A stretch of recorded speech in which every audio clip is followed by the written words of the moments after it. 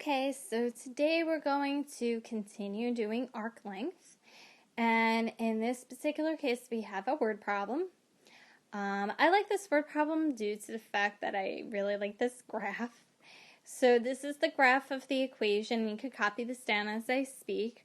X squared, it's not even x squared. It's x to the 2/3 power plus y to the 2/3 power equal to 1. So if you take a look at this graph, it's a nice, pretty shape. And it's called an asteroid, not an asteroid. It does have a star-like appearance. So I guess that's why I think it's kind of pretty.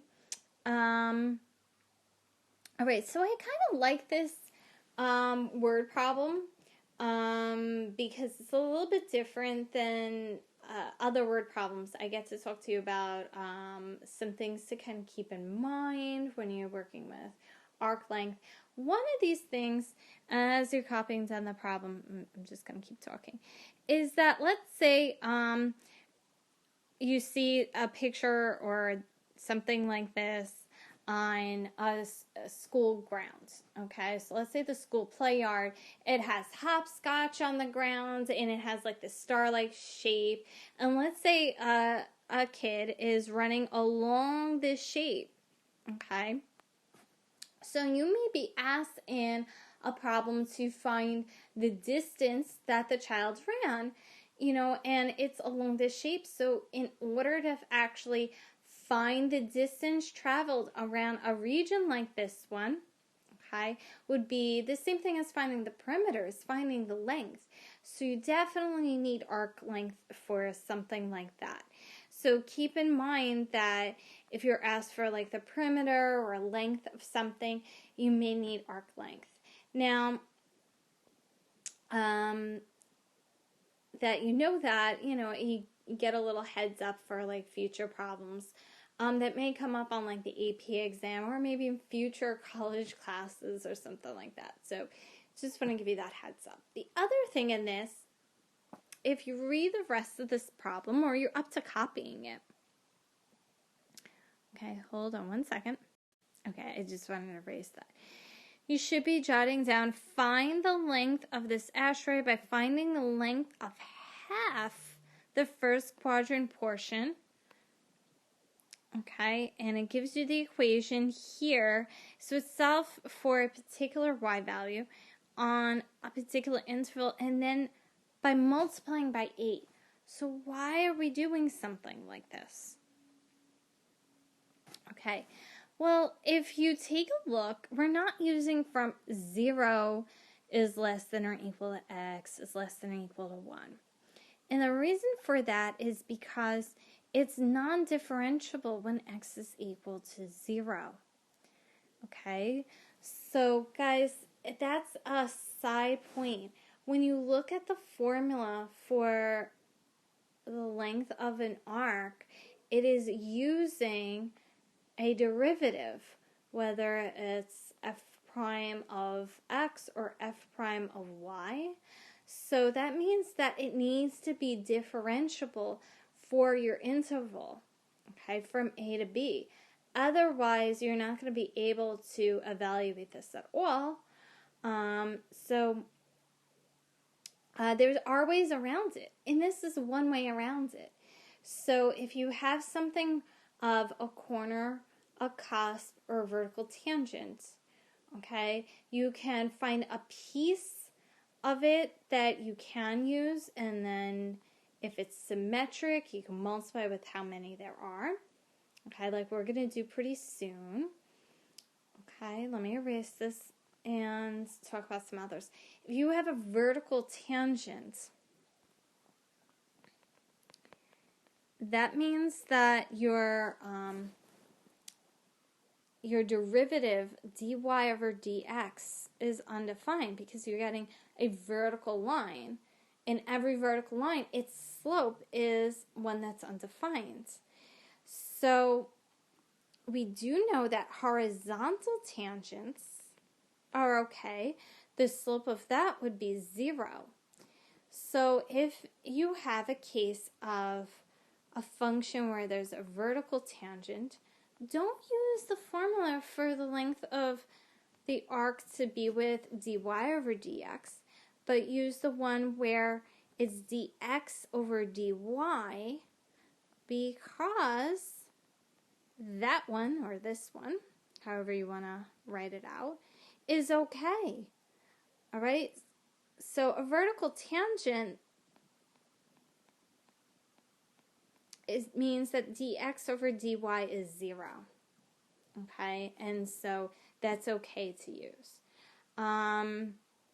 So vertical tangents is a way to get around it. Use this instead. Corner, cusp are also issues. If you can, again, like split up your interval. Okay, so let's say you have a function. If you could rewrite it as a piecewise function and just have the two different integrals depending on what pieces you have, you can take the derivative of each in there, okay, and just add up your two integrals from A to C, C to B, something like that. So hopefully I didn't bore you and I gave you a good idea of some things to do to get around some functions that are non-differentiable. So let's do this one first that we're going to deal with that is non-differentiable at certain points for x, particularly x equals 0. Okay then, so as I was talking, I hopefully gave you enough time to write down the problem, especially the function, the interval, the fact we need to multiply 8. So let's get started. So the length, okay, of this whole curve is going to be multiplied by 8. So I'm going to have 8 on the outside of my integral. So remember to multiply with that later. And my integral is going to be including a lower limit of square root of 2 over 4 and an upper limit of 1. So now let's talk about what's in our square root so that we can work with this, okay? So one of the first things that we need to do is find the derivative. And the reason for that is because this is 1 plus the derivative squared. So we want to make sure that we have that written out correctly. So if y is f of x, then f prime of x would need the power chain rule. So we have 3 halves, okay, times 1 minus x, it's supposed to be minus, to 2/3 power. Okay, let's subtract 1 from 3 halves, we get 1/2. But now this needs to be multiplied with the derivative of the inside. And the derivative of 1 is 0, but we need to do the power rule for negative x to 2/3 power. So this is going to be negative 2/3 x to negative 1/3 power. So there's a lot going on here with our f prime of x. So let's try to simplify it as much as we can.